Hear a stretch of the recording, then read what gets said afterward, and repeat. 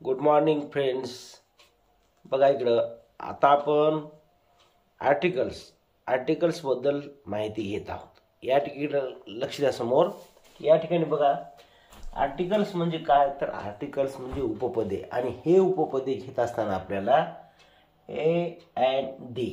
आता बघा पाठीमागच्या व्हिडिओमध्ये मी ए बद्दल आणि अँड बद्दल या दोन उपपदाबद्दल मी तुम्हाला माहिती सांगितलेली आहे. आता बघा मित्रांनो, हे उपपद वापरत असताना आपण कधी वापरायचे हे तुम्हाला मी सांगितलेलं आहे. आज आपण घेणार आहोत द.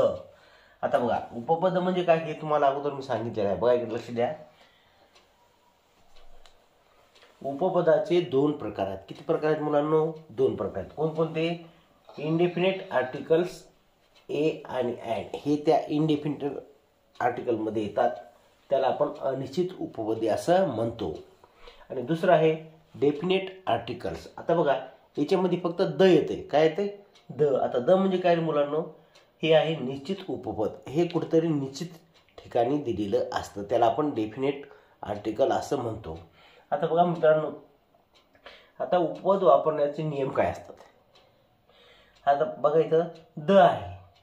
द आपल्याला टीएच द म्हणजे द म्हणतो किंवा दी म्हणतो, असं दोन्ही पण त्याचा उच्चार होतो. आणि त्याचा नियम काय बघा मुलांनो, बघा द टीएचई. द उपपद वापरण्यासाठी सामान्य नाम एकवचनी किंवा अनेकवचनी पाहिजे. एकवचनी बी चालतं आणि अनेकवचनी पण चालतं. जेव्हा आपण ए आणि आयचा उपयोग करतो तर त्यावेळेस फक्त एकवचनी सामान्य नामापूर्वी ए किंवा अँड येत होतं. पण इथे या ठिकाणी बघा, इथं एकवचनी किंवा अनेकवचनी दोन्हीच्या ठिकाणी हे येत असतं. दुसरा मुद्दा आहे ते काउंटेबल पाहिजे किंवा अनकाउंटेबल पाहिजे. म्हणजे मोजण्यासारखा असो किंवा न मोजण्यासारखा असो, त्या ठिकाणी सुद्धा आपल्याला दचा उपयोग करायचा असतो. त्याची निश्चित माहिती झालेली पाहिजे. आता बघा सुरुवातीला आपण ए किंवा अँड मध्ये निश्चित माहिती झालेली नसली पाहिजे असं होतं. पण या ठिकाणी काय पाहिजे आपल्याला? त्याची निश्चित माहिती झालेली असली पाहिजे. लक्षात ठेवा, महत्त्वाचा मुद्दा आहे. आणि या मुद्द्यांची नोंद आपल्या वहीवरती करून घ्या. जोपर्यंत आपण हे कसे मुलांनो मी सांगत राहतो तुम्ही ऐकता, परंतु त्याची नोंद आपल्या वहीमध्ये नसेल तर आपल्याला त्याचा उपयोग होणार नाही. आपण ऐकतो आणि सोडून देतो, असं नाही करायचं. पुढे पहा त्याचं आपण एक्झाम्पल घेऊया दचं. I am reading the book. I am reading the book written by Tagore. पहा हे आहे त्याचं उदाहरण की या ठिकाणी आपण दचा उपयोग केला. कुठं? The book. द बुक हे फार शब्द महत्वाचा आहे. द कुठं लावलंय? अ बुक म्हणतो का आपण? या ठिकाणी I am reading a book म्हणतो का? नाही, तर I am reading the book written by the Tagore. आता हे वापरत असताना त्याचे नियम कोणते आहेत बघा. नियम लक्षात ठेवणं फार महत्वाचं आहे.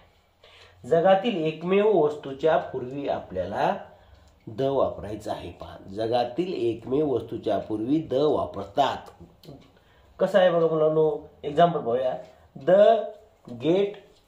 Gate way of India, the Taj Mahal, नंतर द रेड फोर्ट आणि द व्हाईट हाऊस. म्हणजे हे जगामध्ये एकमेव वस्तू जे आहेत त्यांच्या पूर्वी आपल्याला द वापरायचं असतं. दुसरं आहे सूर्यकुलातील वस्तू. आता सूर्यमाला आहे, सूर्यकुल आहे, त्यामधल्या ज्या वस्तू आहेत त्याला आपण द वापरतो. जसं की द सन, पहा, the moon, the stars, the earth. याच्या पुढे आपण द वापरतो. अर्थ म्हणतो का आपण? नाही. पुढचं आहे समुद्राच्या नावापूर्वी. आता समुद्र कसा आहे? मोठा असतो समुद्र, आणि त्याच्या नावापूर्वी आपल्याला द वापरायचं आहे. The Arabian sea. पहा, द इंडियन ओकेजन. पहा या ठिकाणी आपल्याला द वापरायचं या ठिकाणी. आता पुढे पहा पर्वतांच्या नावापूर्वी, जसे मोठमोठाले पर्वत असतात त्यांच्या नावापूर्वी आपल्याला सुद्धा द वापरायचं आहे. द हिमालया. पहा, द हिमालया. हिमालयामध्ये आपण एखादी छोटी वस्तू असेल तर आपण ए म्हणतो, परंतु अ पेन. पहा हे किती छोटी आहे? अ पेन. द हिमालया म्हणजे फार मोठा असल्यामुळे आपण त्या ठिकाणी द वापरले आहे. द सह्याद्री. द सह्याद्री. सह्याद्री पण मोठा पर्वत आहे. द विंध्या. आता पहा पुढचा आहे नद्यांच्या व कालव्यांच्या नावापूर्वी आपण द वापरतो. आता पहा नद्या कोणत्या बघा बरं. The Ganga, the Koyna, the Panama canal. आता हे काही कालवा आहे.